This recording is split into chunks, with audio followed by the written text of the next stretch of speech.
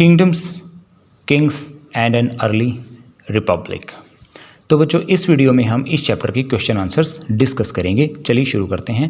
Question number 1 है true और false, और इसका पहला है option A, that is rajas who let the Ashvamedha horse pass through their lands were invited to the sacrifices. वो राजा जो अश्वमेघ के घोड़े को उनकी ज़मीनों से जाने देते थे, ठीक है, क्या वो उस यज्ञ में बुलाए जाते थे? तो आंसर है जी हाँ, वो बुलाए जाते थे। It is true. क्यों बुलाए जाते थे? क्योंकि उन्होंने अश्वमेघ यज्ञ करने वाले राजा की सुप्रीमेसी को स्वीकार कर लिया होता था। और अब है question number B, the charioteer sprinkled the sacred water on the king. जो रथ चलाने वाला सारथी होता था, क्या वो राजा पे यज्ञ के दौरान पवित्र जल का छिड़काव करता था? नहीं, वो नहीं करता था। कौन करता था? पंडित करता था। तो ये रहेगा फॉल्स। अब है C, archaeologists have found palaces in the settlements of janapadas. Janapadas जहाँ आज से 3000 साल पहले हुआ करते थे, वहाँ आर्कियोलॉजिस्ट को पैलेसेस, महल मिले हैं? नहीं, वहाँ उनको महल नहीं मिले हैं, वहाँ बस उनको कुछ दीवारों के और कुछ खंडर मिले हैं बस। तो आंसर रहेगा false. D, pots to store grains were made out of painted grey ware. उस टाइम पे जो ग्रेन को स्टोर करने के जो पोट्स होते थे, क्या वो पेंटेड ग्रे वेयर थे? नहीं, वो पेंटेड ग्रे वेयर नहीं थे। पेंटेड ग्रे वेयर ओकेजनली इस्तेमाल हुआ करते थे खाने पीने का सामान उनमें डालने में और फिर उसको खाने में, ठीक है। तो painted grey where occasionally use हुआ करते थे, वो उनमें स्टोरेज का आइटम नहीं रखा जाता था, ठीक है। तो ये आंसर होगा false. E, many cities in mahajanapadas were fortified. तो ये ट्रू है, बिल्कुल। बहुत सारी सिटीज़ महाजनपदा पीरियड में क्या होती थी? फोर्टिफाइड होती थी, क्योंकि राजाओं को डर होता था कि कोई उन पर अटैक कर देगा, राइट। कोई मतलब दूसरा राजा उन पर अटैक कर देगा इसलिए, या कोई इन्वेडर, राइट। अब क्वेश्चन नंबर 2 पे आते हैं, जो कि है fill in the chart given below with the terms hunter gatherers, farmers, traders, craft persons and herders. Chart को फिल करो, और क्या फिल करना है? Those who paid taxes. वो कम्युनिटीज़ जो टैक्स पे किया करती थी। किसको टैक्स पे करती थी? राजा को, राजा ऑफ द महाजनपदा। तो कौन कौन टैक्स पे करते थे? हंटर गैदर टैक्स पे करते थे, वो फॉरेस्ट प्रोड्यूस जो है राजा को देते थे। फार्मर्स वो भागा देते थे, यानी कि 1/6 ऑफ देयर प्रोडक्शन। ट्रेडर्स वो अपने मटेरियल देते थे, जो भी वो ट्रेड करते थे वो टैक्स देते थे, ठीक है। क्राफ्ट पर्सन वो लेबर करते थे और जो क्राफ्ट प्रिपेयर करते थे वो देते थे। और हर्डर्स क्या करते थे? हर्डर्स एनिमल्स देते थे, जो भी उनके पास वो एनिमल की हर्डिंग करते थे वो वाले। यहाँ पे आप देख सकते हैं फार्मर्स क्या देते थे? क्राफ्ट पर्सन्स, हर्डर्स, ट्रेडर्स और हंटर गैदरर्स। सो सब राजा को टैक्स देते थे, ठीक है। और किस फॉर्म में देते थे? जो भी मटेरियल उनके पास होता था वो राजा को एज ए टैक्स देते थे, ठीक है। तो सब की यहाँ पे लिस्ट लगी हुई है, आप देख सकते हो, मैंने डिस्कस भी आपके साथ किया है, ठीक है। उसके बाद क्वेश्चन नंबर 3 पे आप, who are the groups who could not participate in the assemblies of ganas. गण की जब असेंबली होती थी, गणाज की जब असेंबली होती थी, तो कौन पार्टिसिपेट नहीं कर सकते थे? ये लोग जो आप देख रहे हो स्क्रीन पे, ये पार्टिसिपेट नहीं कर सकते थे। कौन थे? नंबर 1 विमेन, नंबर 2 दासास, जिसे हम इंग्लिश में स्लेव्स भी कहते हैं, ठीक है। और नंबर 3 कमकारास। कौन थे कमकारास? द लैंडलेस लेबरर्स, जिनके पास अपनी ज़मीन नहीं होती थी और वो खेतों में काम किया करते थे, कमकारास। तो ये 3 लोग गणा की असेंबली में वेलकम्ड नहीं थे, वो वहाँ नहीं जा सकते थे, वो वहाँ जाना उनका अलाउ नहीं था, पार्टिसिपेट नहीं कर सकते थे, राइट। क्वेश्चन नंबर 4 देखो, why did the rajas of mahajanapadas build forts. Mahajanapada के जो राजा थे वो महल क्यों बनवाते थे? तो उसके ये 3 कारण हैं। Number 1, the rajas of mahajanapadas build forts to protect their people from outside attacks. वो अपने लोगों की रक्षा के लिए ये फोर्ट्स, ये किले बनवाया करते थे, ठीक है, ताकि उनके जो लोग हैं, उनकी जो प्रजा है वो सुरक्षित रहे, उनकी कैपिटल सुरक्षित रहे, उनके शहर सुरक्षित रहें, इसलिए बनवाते थे, ठीक है।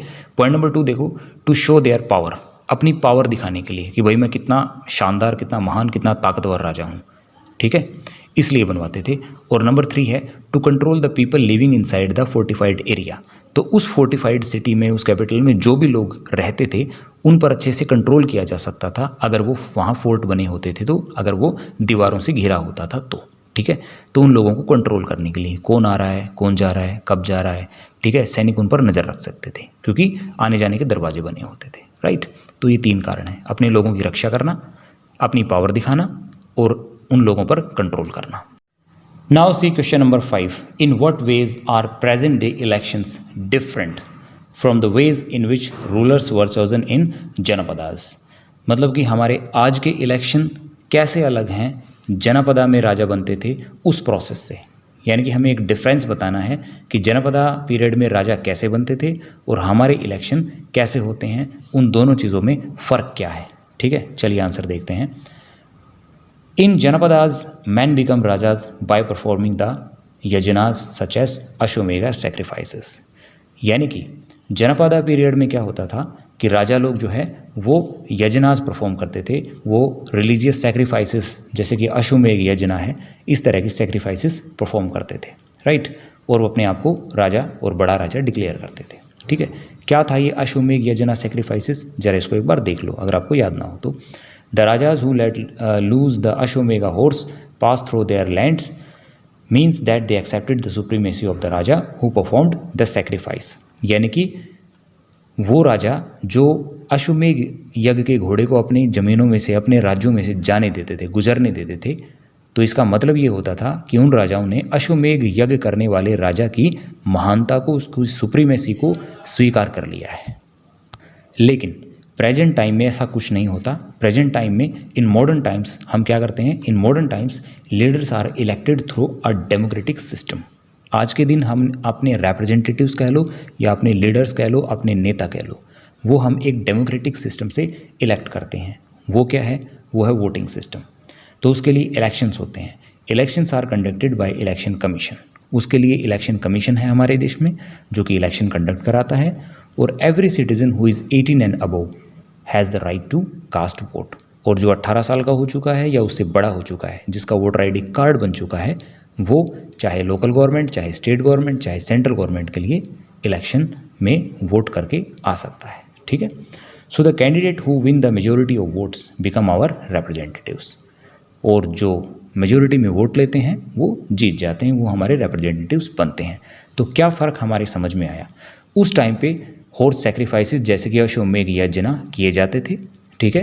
और आज के दिन हम इलेक्शन जो है, आज के दिन इलेक्शन होते हैं, वोटिंग होती है, और जो वोट उसमें जीत जाता है वो रिप्रेजेंटेटिव बनता है. ठीक है. Question number 6. Were there any janapadas in your state. क्या आपके स्टेट में कोई जनपदास थे. If yes name them. अगर थे तो उनके नाम बताओ. If not name the janapadas that would have been closest to your state. अगर नहीं है तो कोई बात नहीं, आपके स्टेट के जो सबसे नज़दीक पड़ते हों उनके नाम बता दो.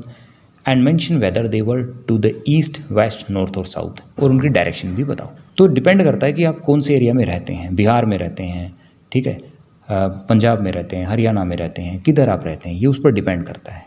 सो the answer depends on the region you live in. ठीक है. Take the help of your teacher and map given on page number 57 in the textbook to prepare your answer. ठीक है. तो ये तरीका है. यहाँ पे स्क्रीन पे आप ये मैप देख सकते हैं. ये वही मैप है जो आपकी बुक में है. तो इस मैप की मदद लें. ठीक है. और अपना आंसर फ्रेम करें. अगर फिर भी आपको कुछ दिक्कत आ रही है तो यहाँ पे ये चार्ट आपके लिए अवेलेबल है, आप इसको देखें. तो एग्जाम्पल देखें, जैसे कि पॉइंट नंबर 2 ले लीजिए, जैसे कि मगध. मगध, इसकी कैपिटल उस टाइम ग्रीवरज राजगीर हुआ करती थी.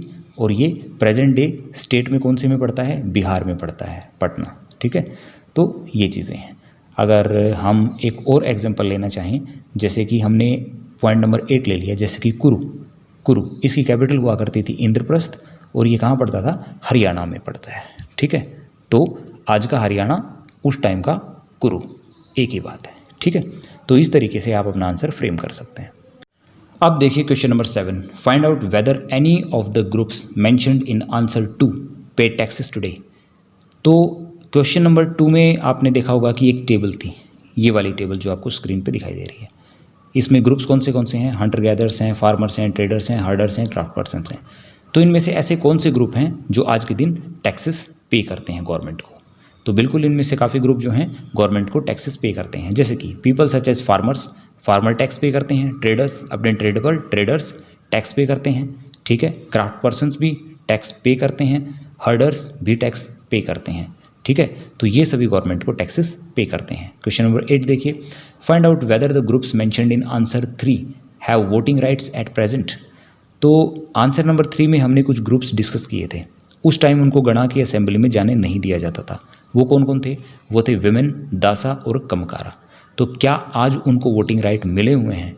Yes, all the groups there as is 18 and above including man, women, ठीक है, have voting rights at present. तो आज के दिन वो लोग जिनकी उम्र 18 है और उससे अबव है, उन सब को वोटिंग राइट मिले हुए हैं, चाहे वो मैन हो, चाहे वो वुमेन हो, चाहे वो कमकारा यानी कि लेबरर्स कैटेगरी के लोग हों, कोई भी हो, किसी का कोई भी इकोनॉमिक स्टेटस हो, किसी की कोई भी जाति हो, कोई भी धर्म हो, सभी को वोटिंग राइट मिले हुए हैं। लेकिन कंडीशन एक ही है कि उनकी उम्र 18 हो और उससे ऊपर हो, ठीक है, और उनका वोटिंग आईडी कार्ड बन चुका हो, फिर वो अपना वोट दे सकते हैं, ठीक है। तो आज के दिन उस तरह जैसी कोई रिस्ट्रिक्शन नहीं है, ठीक है। तो यहाँ पे हमारे सारे क्वेश्चन आंसर्स डिस्कस होते हैं। आई होप आपको समझ में आ गए होंगे। Thanks for watching.